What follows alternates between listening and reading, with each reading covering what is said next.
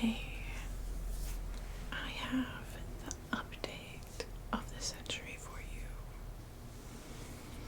Yeah, I've got all the good tea. I know you've been away, and I have just been here alone, having no one to tell the tea to. Yeah, having no one to gossip with is the worst fate anyone could ever imagine. I know, I'm such a victim.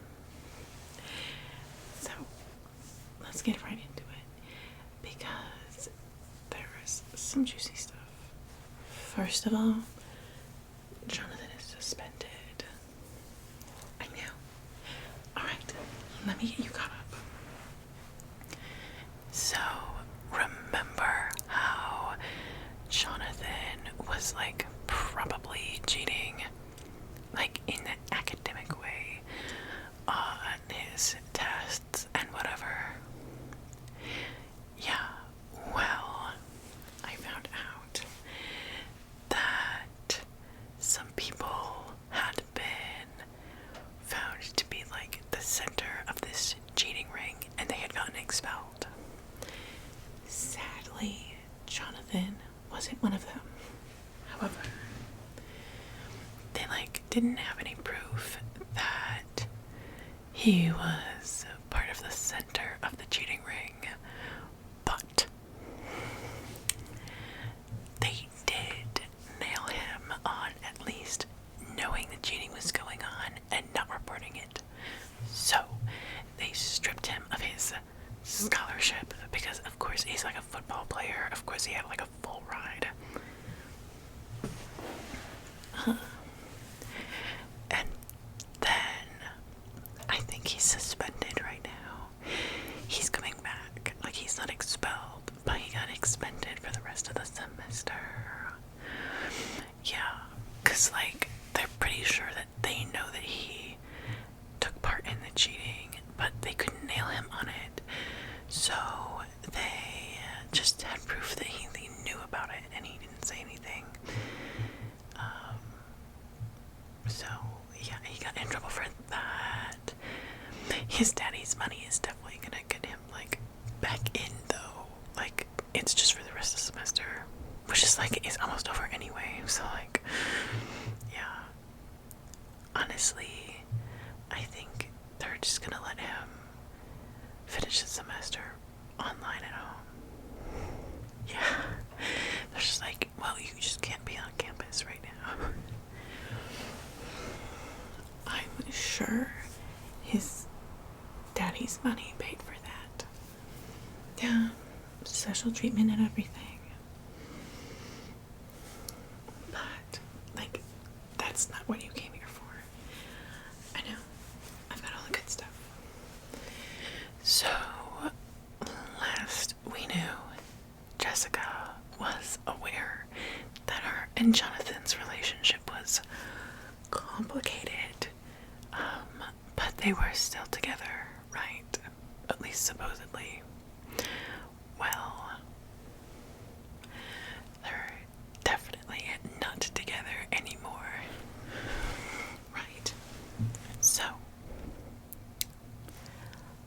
I heard that they had broken up, and I was ooh, finally. But then I started hearing that Jessica had been going around just telling anyone who would listen that Jonathan had slept with so many other girls where they were together that she had gotten an STD. Yeah, an STD. I think she got herpes.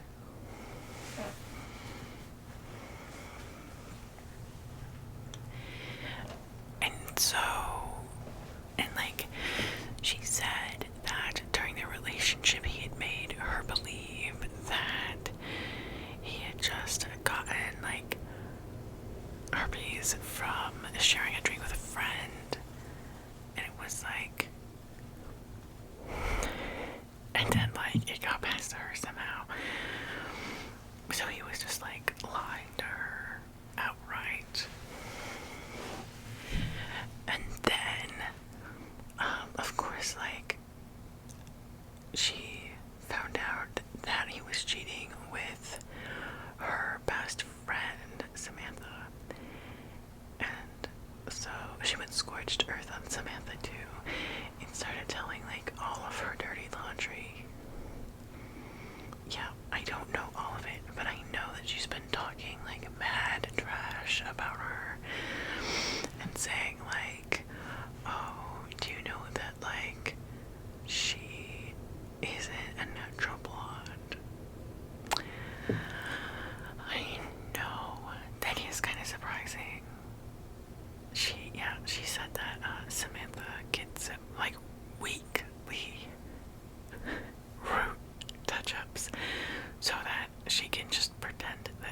is a natural blonde and tell everyone that she's a natural blonde. I don't know, I just assumed because I never saw her have any roots or anything like that. Yeah. And then she was saying that, like, she cut off a friend for being gay. Yeah, like, she started saying that Samantha was, like, probably homophobic. I know, I mean, I wouldn't be surprised. But, like, she said that Samantha had found out in high school that one of her friends was a lesbian. And then she had done the, like, straight girl thing of being like, oh my god, you probably have, like, a crush on me, that's so gross, and, like, cut her off. And I'm like, this is kind of guilt by association because you knew this and you were still her friend. Like, that's just something that a shitty person does. Like, are you surprised that someone who is shitty in that way is also shitty in the way that they would sleep with your boyfriend while you were still together? I know, like, I'm not trying to blame the victim here or whatever. Clearly, Jonathan and Samantha are in the wrong, but you're kind of exposing yourself at the same time. And you're saying, like, oh, she was an awful person, and I knew the whole time, and I was still her best friend, and I didn't say anything. And I, like, co-signed it because she was my bestie, but now she isn't anymore, so now I'm exposing her. Like, come on, you're exposing yourself at the same time. Yeah, so Jessica was, like, exposing Samantha for, like, every single little thing she's ever done. And then people started, like, sending Samantha messages on Instagram being like, I thought you were better than this, you know, like, just, like, literally hate messages. Like, I thought people were more mature than that, to be honest. But, like, yeah, I heard that. No, sincerely, like, I heard this from the source. She was crying in the bathroom. Yeah, I was coming in between classes because I had, like, 30 minutes to kill. And I came in as someone was going out. So I guess she didn't hear me because, like, I could kind of hear her sniffling, but then she got louder. And I just stood there. I was like, frozen. I didn't want to ruin my opportunity. Well, you know she's got that, like, you've never met her, have you? Well, she's got a very unique cry, okay? So I could tell immediately, but even if I couldn't, I would have been able to tell because she was on the phone talking to someone. Yeah, like she was on FaceTime or something like that, I don't know. And FaceTime in the bathroom, I know that's such a weird, that's, like, so strange, but, like, she was on FaceTime, I think, and she was saying, like, I'm getting so many messages from people who I thought were friends saying, like, that I'm a bad person now, and that they can't believe I've done this, and that, like, that I'm, like, a bad person. And I'm like, bestie, I think maybe that you might be a bad person. I think they're right about that. But, like, also, are we in middle school? Are we sincerely sending each other hate messages on Instagram in the year of our Lord 2022 in college? Like, really? Like, come on. We're all grown adults here. Let's grow up a little bit. I know. I was like, you would never catch me doing that. If I had a problem with someone, I'd talk to them in person about it. Or I would, like, text them, being like, hey, heard you did this. What's up with that? Instead of just sending literally, like, hate messages over Instagram. Come on. I know. Some people are just weirdly immature. I don't know. Oh, I got this recently. gonna put it right there so that she can hang out and hear the tea too. Yeah. So, I was in the bathroom and swear I was just like frozen. Like I was scared to breathe. I was scared that she would hear me. And she was I don't know who she was calling because they weren't saying much.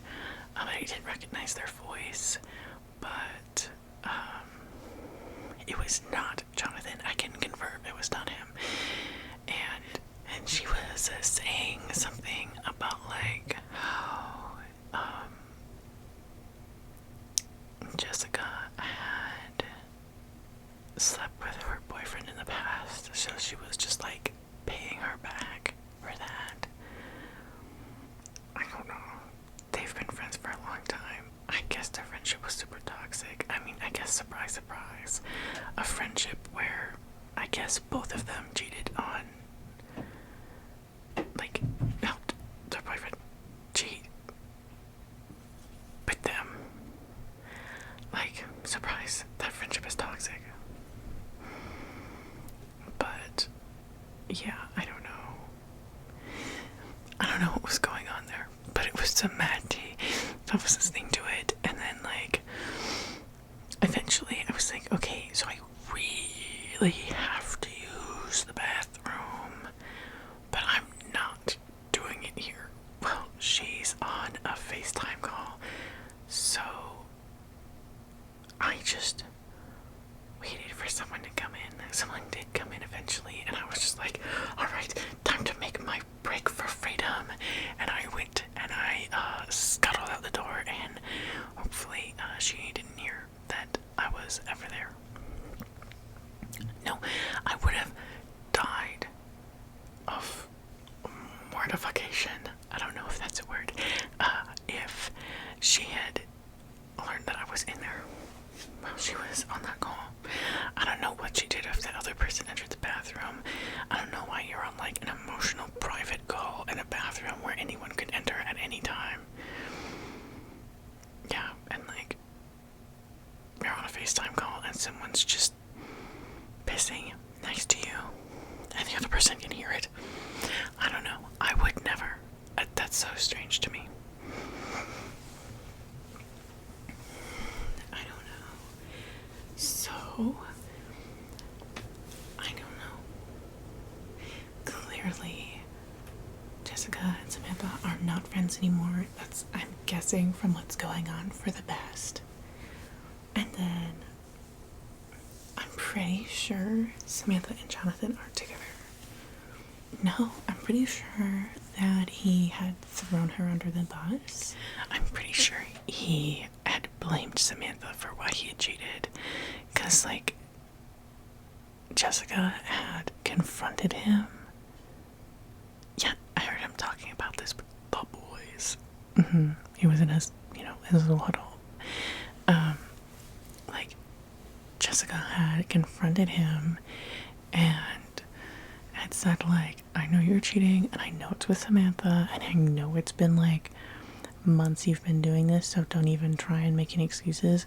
And then he tried to make excuses. The excuses being particularly that she had, like, seduced him, and he just, like, couldn't resist. Yeah. And, like, apparently that's not the case, because Samantha has been fake posting on her Instagram stories about, like, how you think you know someone. And I'm sure some of those are about Jessica, but, like, there's definitely been a lot of, like, broken heart emojis and stuff like that, over, like, boys are so loyal until they decide that they don't want to be anymore and stuff like that, those kind of posts.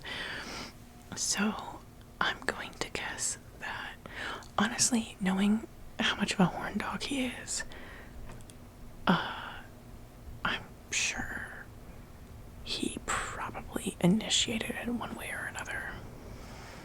Yeah, I don't really believe that she had, like, seduced him or anything.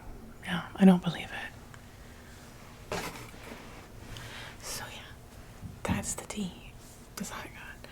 I don't know. I guess this like saga of cheating is over, but maybe I'll have an update in the future. Who knows? You know, I'll always keep you updated. Alright. Thanks for chatting with me, bestie. You know I love to gossip with you. Yeah.